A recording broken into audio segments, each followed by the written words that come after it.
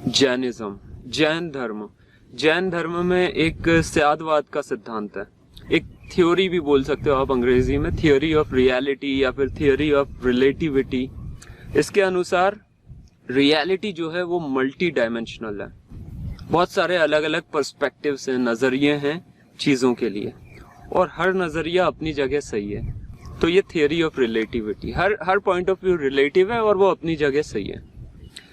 वो एक कहानी से, एक उदाहरण से इस बात को समझाते हैं। एक स्टोरी है, एलिफेंट एंड 6 ब्लाइंड मैन।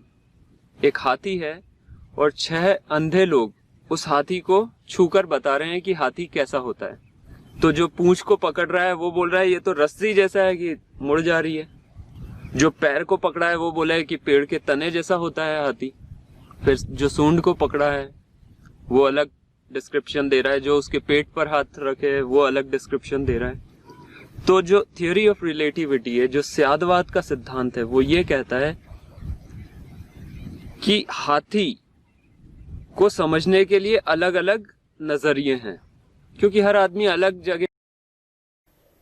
हाँ, तो मैं बात कर रहा था कि हाँ, हम बात कर रहे थे, बैटरी डाउन हो गई थी कैमरे की और मैं मोबाइल से अब बना रहा हूँ वीडियो। तो जैन धर्म में स्यादवाद के सिद्धांत की हम बात कर रहे थे और हमने कहानी की भी बात की थी कि एलिफेंट एंड 6 ब्लाइंड मैन, एक हाथी है और 6 अंधे लोग उसको अलग अलग जगहों से छूकर बता रहे हैं कि हाथी कैसा होता है। तो ऑब्वियसली चूंकि हर कोई अलग अलग जगह से हाथी को छू रहा है, कोई उसकी पूंछ पकड़ रहा है तो वो बता रहा है रस्सी के जैसा होता है हाथी, कोई उसका पैर पकड़ रहा है तो वो बोल रहा है कि पेड़ के तने जैसा होता है हाथी, कोई उसके पेट पे हाथ लगा रहा है, कोई कान पकड़ रहा है, कोई सूंड पकड़ रहा है। तो सबका डिस्क्रिप्शन अलग है। तो वैसे ही रियलिटी जो है मल्टी डायमेंशनल है और कोई भी इंडिविजुअल उसके कांटेक्ट में आ रहा है तो वो अपनी जगह से उसको डिस्क्राइब कर रहा है और हर नजरिया अपनी जगह सही है।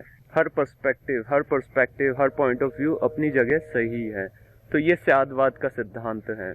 और मैं जब बात कर रहा था तो मुझे लगा कि इंटरेस्टिंग है कि स्यादवाद वाली शिक्षा आखिर में आई, क्योंकि मैंने पहले हिंदू, मुस्लिम, ईसाई, बुद्ध और फिर स्याद, ये जैन सब बारी बारी से बोले और आखिर में इसका इसलिए मुझे बड़ा तार्किक लगा। हालांकि मैंने कोई तर्क नहीं लगाया था, लॉजिक नहीं लगाया था।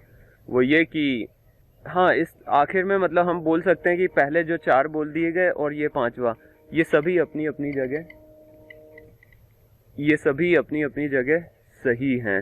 तो सभी धर्म अपनी अपनी जगह सही हैं और इस बात को जैन धर्म का ये जो स्यादवाद का सिद्धांत है वो भी अच्छे तरीके से एकोमोडेट कर पाता है, समेट पाता है। लेकिन जैन उससे भी आगे हमारे पास कुछ हो सकता है। तो वो क्या है? देखा जाए तो मैं तो चूंकि धार्मिक व्यक्ति नहीं हूँ, मैं सभी धर्मों से शिक्षा लेता हूँ लेकिन मैं धार्मिक नहीं हूँ। तो मेरे लिए सबसे महत्व का हो जाता है भारत का संविधान या कोई भी प्रगतिशील संविधान उस देश का या जगह का जहाँ पर लोग रह रहे हो। तो चूंकि मैं भारत में रह रहा हूँ तो मेरे लिए भारत का संविधान बहुत महत्वपूर्ण हो जाता है और इसमें वो क्षमता है। ये संविधान भी वही बात के एक तरीके से एक्नॉलेज करता है कि सभी धर्म अपनी अपनी जगह सही हैं। जो धार्मिक है, जो थीइस्ट हैं वो अपनी जगह सही हैं, जो एथीइस्ट हैं वो भी अपनी जगह सही हैं। और इसलिए भारत का संविधान सभी को धार्मिक आज़ादी देता है और इसकी भी आज़ादी देता है कि आप नास्तिक भी हो सकते हैं और आप एथीइस्ट भी हो सकते हैं। तो मैं हमेशा मतलब धार्मिक शिक्षा के लिए ओपन रहता हूँ। मैंने अब जो 5 धर्मों से 5 महत्वपूर्ण शिक्षाएं मुझे मिली वो मैंने उन पर बात की, लेकिन व्यक्तिगत रूप से मेरे लिए संविधान बहुत महत्वपूर्ण है।